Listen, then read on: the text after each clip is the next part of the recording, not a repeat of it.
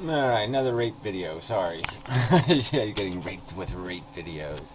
But anyway, there's just, these people keep talking, so, I'm really not afraid of the conversation.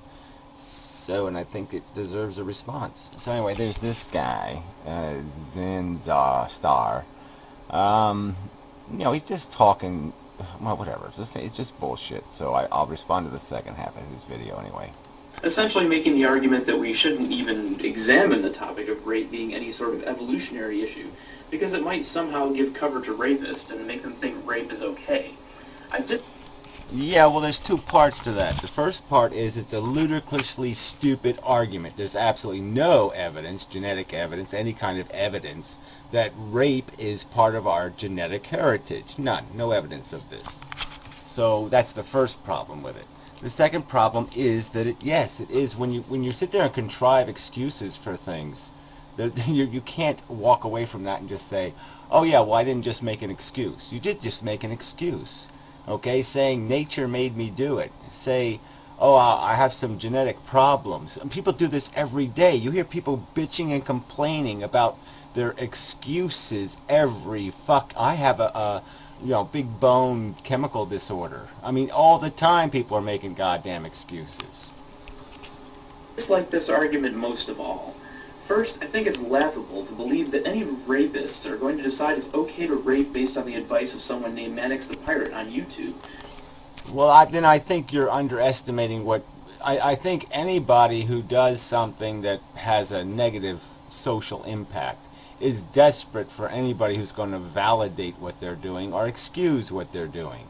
So I think you're being very unrealistic to think that there aren't a lot of small-minded morons out there watching Mannix the Pirate and the Amazing Atheist, and that they might be influenced in a circumstance to do something at a party or someplace else that they might not have done if they didn't have a little wheel turning in their head that says, TJ said it was okay.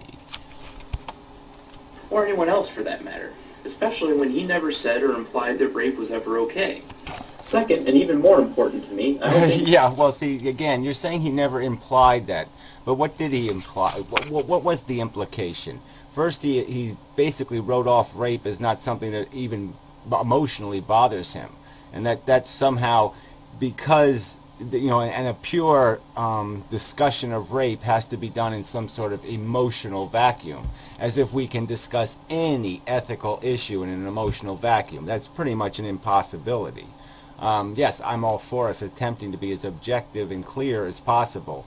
But part of that clarity is to acknowledge the fact that when harm takes place to another human being, the rational thing to do is to acknowledge the harm, and if you cannot feel their pain, then you have to acknowledge their pain. And in some intellectual way, give it weight, give it meaning. And he basically said, I don't have to do that either. Okay, so if that isn't a dismissive and attitude, then I don't know what would qualify as dismissive. We should be afraid of talking about anything, even if it's uncomfortable. If an idea sucks, then say it sucks and say why. Yeah, that's what we're doing. We are saying the idea of this nature made me do it bullshit sucks.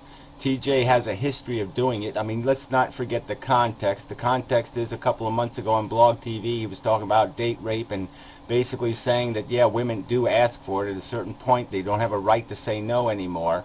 Those are his fucking goddamn words, asshole. So that's the real context here. So don't keep pretending that this doesn't mean anything and this doesn't have the fucking grotesque appearance of a bunch of irresponsible assholes coming up with excuses for being irresponsible assholes.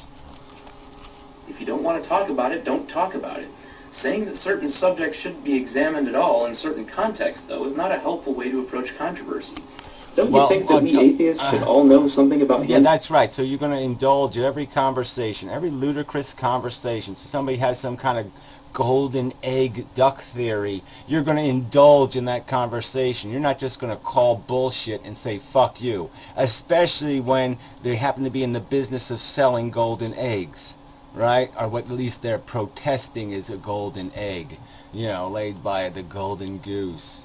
So you're not going to examine maybe, number one, their motives in bringing the subject up, and two, the integrity of the argument they're making. and that it is on its face bullshit.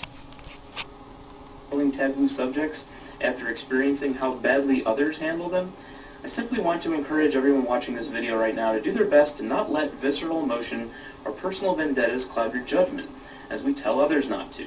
And I will... Oh, whatever. There isn't any visceral emotion. There's just this standard argument that takes place among decent people and the scum of the earth, okay? When you're talking to complete motherfucking assholes, you don't sit there and have a dignified conversation. No, you talk exactly what they deserve. You give them the dirty, stinky, smelly foot odor kind of conversation they're entitled to. Do my best to do the same. They are a little crookedy. I hope he doesn't do a video about me next. Yeah, well, let's just say joke alert on that one. But whatever. You know, it's just whatever. I'm just going to say whatever. That's what I'm going to say. If that's what you want to pay attention to, then you can pay attention to that. That's a choice in videos. You also have that choice. You can pay attention to the serious argument, or you can pay attention to the little ad hominem rhetoric that goes along with it. That's your choice. So anyway, enough on that guy. I have to do this little thing here where I have to close this window down and open. No, so this is the other guy. This guy, we're going to do the whole damn video, I'm afraid. Yeah, I think we are. Let me think. No, just halfway again. We'll go halfway. Right about there, maybe. Maybe, yeah, he's picking on zombies.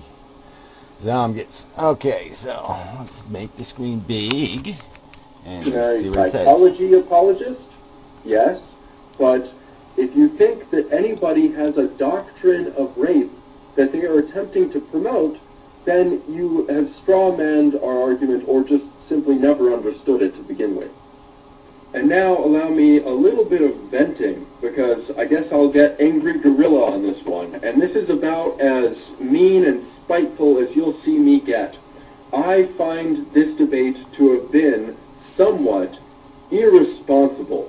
In the eyes of yours truly, there have been too many insults, there's too much dishonest use of imagery and language. And yeah, I don't get that imagery and language, huh? Well, why don't you just deal with the argument? You know, that you have to sit there and come up with some sort of evidence, okay? If you're going to say there's a genetic component, well, then find it. Go find the twin study, okay, where they separated twins and they both turned out to be rapists. Or, you know, some other kind of evidence like that where you can sit there and say, look how, you know, 7 out of 10 babies born are actually the product of rape. And once our insults are delivered, very seldom are they retracted, are they apologized for. Moreover, you know, to say rape apologist, it's so dishonest. It's disingenuous. Oh, again, let's remember the context. You're being incredibly dishonest here. You know TJ's reputation. I saw him on Blog TV. I saw him say that women lose their right to say no. Okay, that there is a point he believes that takes place. So he doesn't believe in date rape because the women don't have a right to, you know, get you in the mood and then say, no, I'm not in the mood for that. That's the context here, butthead. Oh, yeah, an insult. So it's on a fundamental level, and it's clearly an insult. But you're trying to character our entire understanding of evolution as being, what, a justification of rape? That's all that our understanding about... Well, I think what the point is yeah, well, I think your understanding of evolution sucks because you're not documenting this evolutionary history and demonstrating where rape played a major role in evolution of the Homo sapien. Secondly, so I don't see this as science. I don't see this as legitimate science. Secondly, let's look at TJ's history. Mannix the pirate. And, what, are you the third guy? What?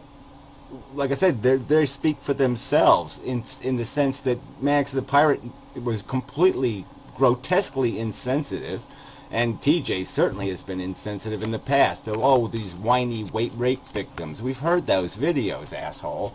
So this, you know, pay attention to the context. Who's playing who? Who's manipulating the argument for a purpose? The people arguing against this nonsense are simply saying, first, it's goddamn nonsense. Second, it is grotesque to take something as serious as rape and throw it into this idiotic, nonsensical, Mary had a little lamb fable bullshit science that you're preaching. Evolution is. That's what it is. Have you not, like, heard a word that we said? But here's what I find most disturbing about this.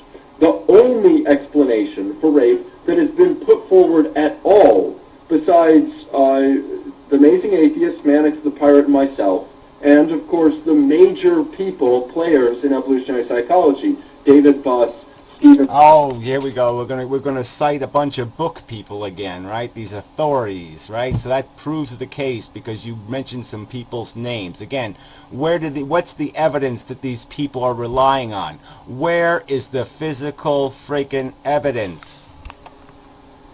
Pinker, Margot Wilson, Martin Daly.